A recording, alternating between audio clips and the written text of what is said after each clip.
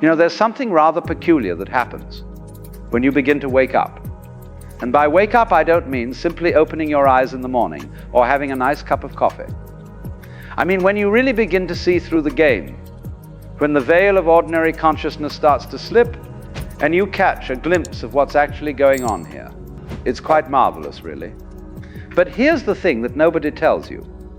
Once you've had that glimpse, once you've tasted that freedom, there are certain things you simply cannot share.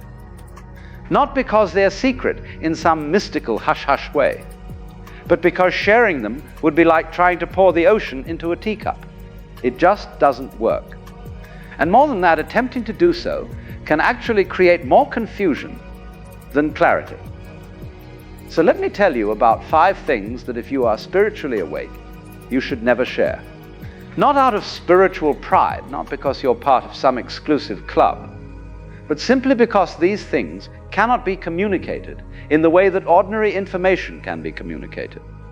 They're more like the scent of a flower. You can describe it all day long, but until someone smells it for themselves, they haven't really got it. Now, the first thing you must never share is your direct experience of awakening itself. You see, the moment you wake up, there's this tremendous urge to tell everyone about it. You want to grab people by the shoulders and say, look, I've seen it, it's all right here. We've been looking in the wrong direction the whole time. But what happens when you do this? The other person looks at you with a mixture of confusion and concern. They nod politely. They might even say, that's wonderful for you. But inside they're thinking you've gone a bit strange. Why is this? Because awakening is not an idea. It's not a concept that can be passed from one mind to another like a recipe for bread. It's a lived reality. It's the difference between reading about swimming and actually being in the water. When you try to describe the water to someone who's never been wet, what do they hear? Just words, just sounds. The actual feeling of water, the way it holds you, the way it moves around your body, that cannot be captured in language. I once knew a man who had what you might call a profound spiritual experience. He was walking in the garden one evening, and suddenly everything became transparent. He saw that he was not a separate being walking through a garden, but rather the entire process of gardening was happening. There was no walker and no garden, just walking, gardening as one movement. Well, he was so excited by this that he rushed to tell his wife. And what did she say? She said, "That's nice, dear. Don't forget to take out the rubbish." You see, she couldn't receive what he was trying to give because she hadn't had the experience. It's like trying to explain the color red to someone who was born blind.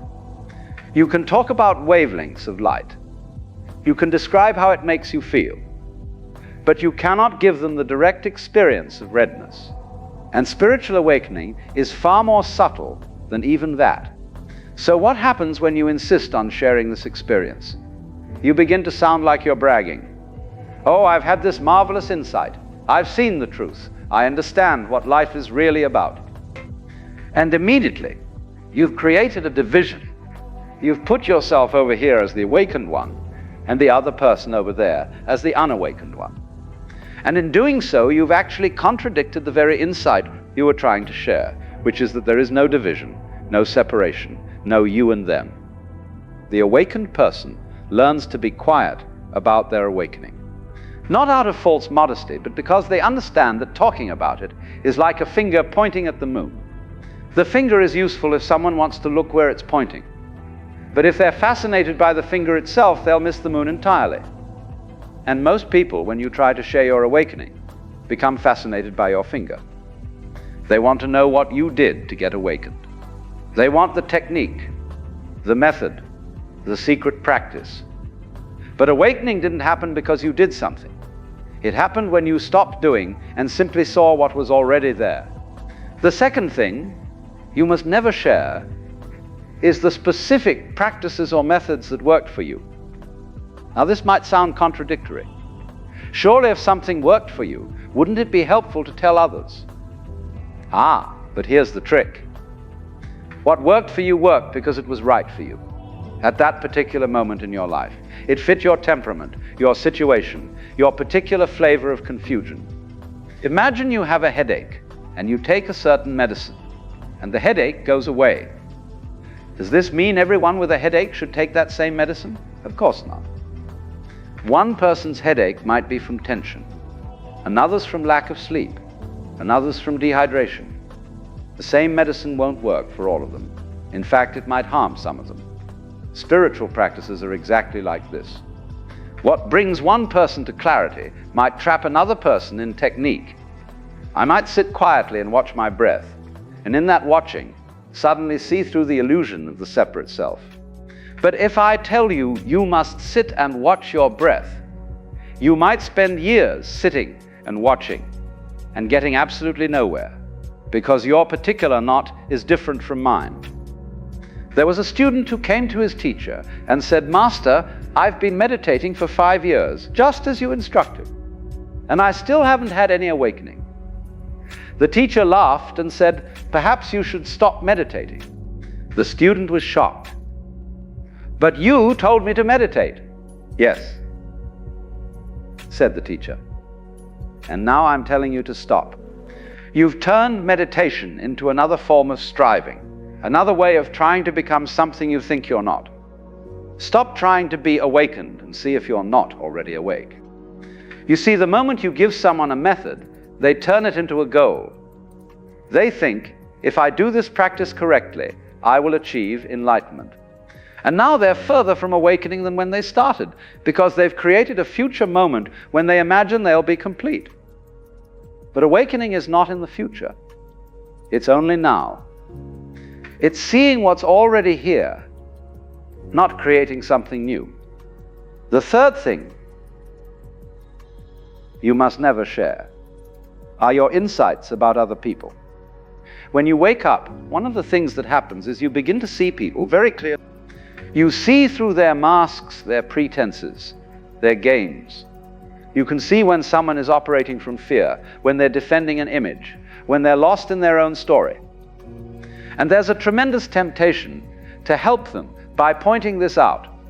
But this is almost always a mistake. Why? Because people are not ready to see themselves until they're ready. And when they're ready, they'll see it themselves.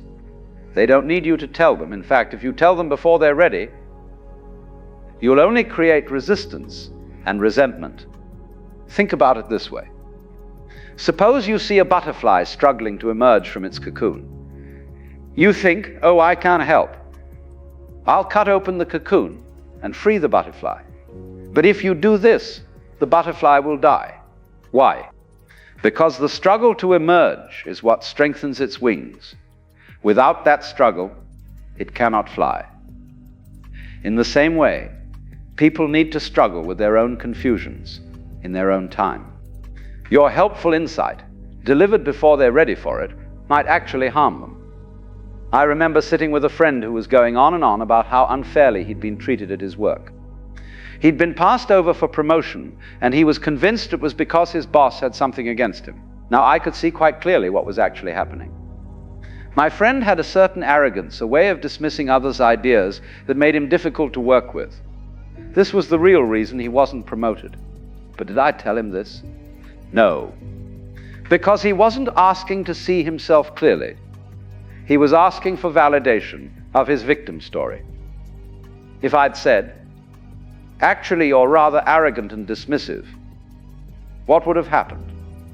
He would have become defensive. He might have ended our friendship, and he still wouldn't have seen the truth, because he wasn't ready to see it. So instead, I listened. I made sympathetic noises. And then months later, without any prompting from me, he suddenly said, "You know, I think I might have been a bit difficult to work with." There it was. The insight arose in him naturally when he was ready for it. The awakened person learns to trust this natural process. They don't rush around trying to enlighten everyone. They understand that consciousness awakens in its own time, like a flower opening in the morning. You cannot force the petals open. You can only provide the right conditions and then step back. The fourth thing you must never share is your experience of the void, the emptiness, the fundamental groundlessness of existence. This is perhaps the most dangerous thing to share, because it can be deeply disturbing to someone who isn't ready for it. You see, when you really wake up, one of the things you see is that there's nothing solid anywhere. Everything you thought was permanent and real turns out to be more like a dance, a flow, a process. Your own sense of self, which feels so solid and continuous, is actually more like a river. You can say there's a river, but if you try to grab it, you get nothing but water passing through your fingers. The river is not a thing. It's a happening. Now, this realization can be incredibly liberating. It means you're not stuck being who you think you are. It means all your problems, all your anxieties, all your carefully constructed identities are like clouds passing through the sky. But to someone who hasn't seen this yet, it sounds terrifying. It sounds like you're saying nothing matters, that everything is meaningless, that we're all just random collections of atoms bouncing around with no purpose. I once made the mistake of trying to explain this to a colleague. We were having dinner, and he was talking about his plans for the future, all the things he wanted to achieve, the person he wanted to become. And I said rather unwisely, "You know, there really is no you to achieve anything. What you call yourself is just a pattern, a habit of thought. It's not real in the way you think it's real." Well, he looked at me as if I'd just announced I was going to rob a bank. "What are you talking about?" he said. "Of course I'm real. I'm sitting right here. I have thoughts, feelings, memories. How can you say I'm not real?" And then he became quite upset. He thought I was denying his existence, dismissing his life as meaningless. What I was actually trying to say is that he's real, but not in the way he imagines. He's not a separate, isolated self trapped in a bag of skin. He's the whole universe expressing itself as a particular pattern called him. But he couldn't hear this because it threatened his entire sense of identity. And without a stable sense of identity, he felt he would fall apart. This is why the great teachers throughout history have been very careful about who they share the deepest teachings with. They understood that these teachings are like medicine. In the right dose, at the right time, they heal. In the wrong dose, at the wrong time, they poison. The truth about emptiness, about the void, about the groundlessness of existence, this truth must be approached gradually, gently, or it can shatter someone's world before they have the capacity to rebuild it. And the fifth thing you must never share is your sense of ultimate freedom and why you no longer feel bound by conventional rules and morality. When you wake up, you see that all the rules, all the shoulds and shouldn'ts, all the moral codes and social conventions are just agreements, games we've all decided to play. And you realize you're free to play or not play as you choose.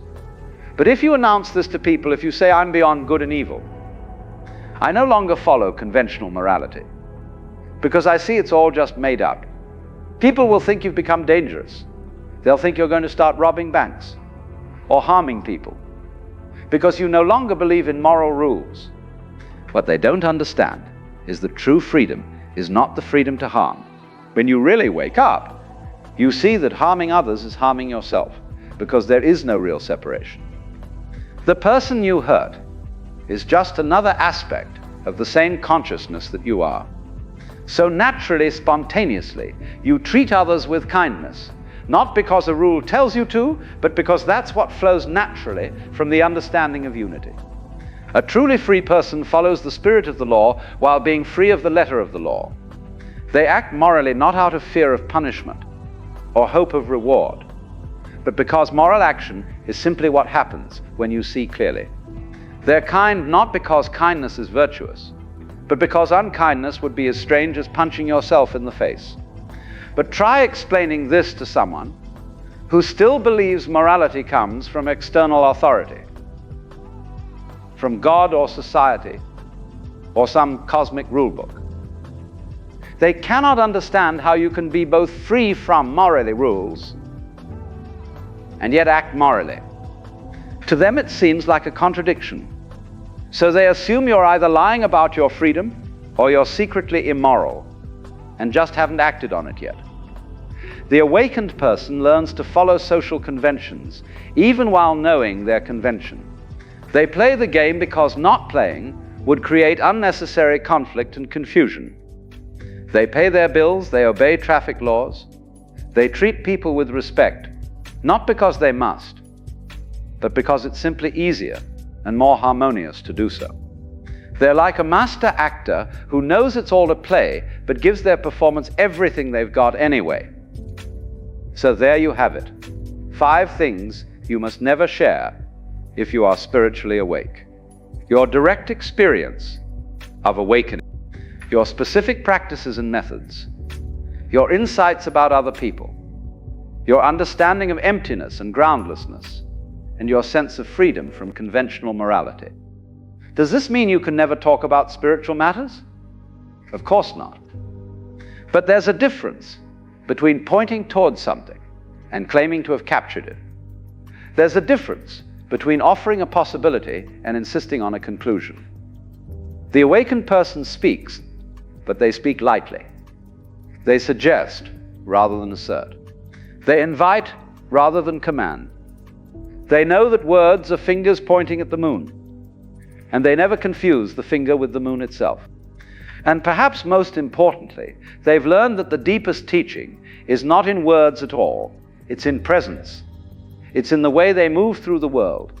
It's in their laugh, their silence, their simple being. People might not understand what you say about awakening, but they can feel when they're in the presence of someone who's awake. They feel it as a kind of peace, a kind of spaciousness, a sense that this person is somehow at home in the universe in a way that most people aren't. So be quiet about your awakening. Live it rather than talk about it. And trust that those who are ready to wake up will wake up, not because you pushed them, but because consciousness itself is waking up through all of us, each in our own time, each in our own way. You're not the awakener. You're just another expression of the awakening that's always already happening. And if someone really wants to know, if they really come to you with genuine curiosity and readiness, then by all means speak. But speak as one beggar telling another beggar where to find bread, not as someone who has arrived telling someone else how to get there. Because the beautiful secret is this: there's nowhere to get to. We're already there. We've always been there. We're just playing this magnificent game of pretending we're not.